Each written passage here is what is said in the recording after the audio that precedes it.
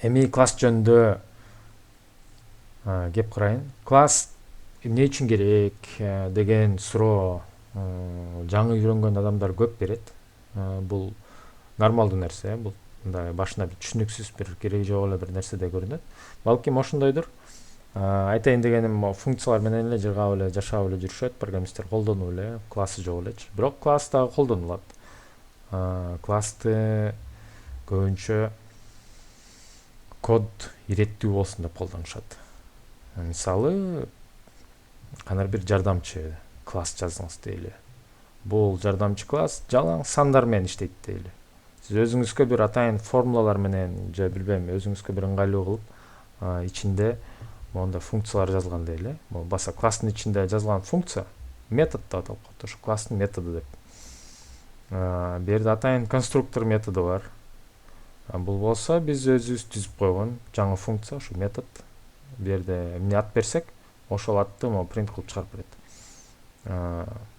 Ирети менен айтайын, мына класс мындай түзүлдү. Бул класс деген өзү кандай бир калып, шаблон деп элестеңиз. Бул калыпты алдык.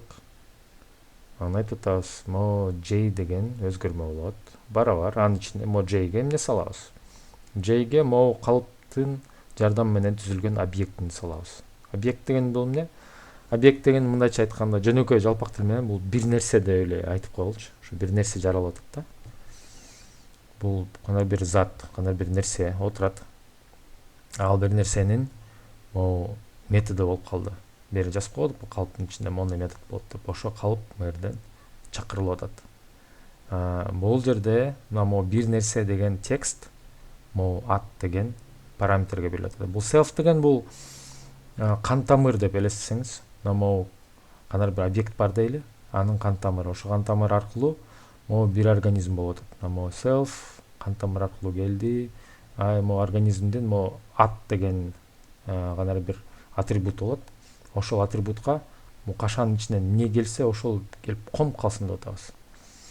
Анан метод чакырылганда деп атабыз, функция. Ошо метод чакырылганда ушу кан тамыр менен туташып атабызбы организмге.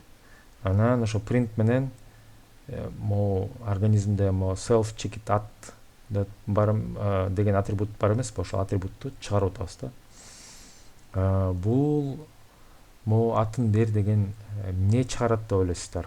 Ошону мен азыр практика жүзүндө көрсөтө элек деп өзүңүздөр аракет кылып айтып көрсөңүздөр.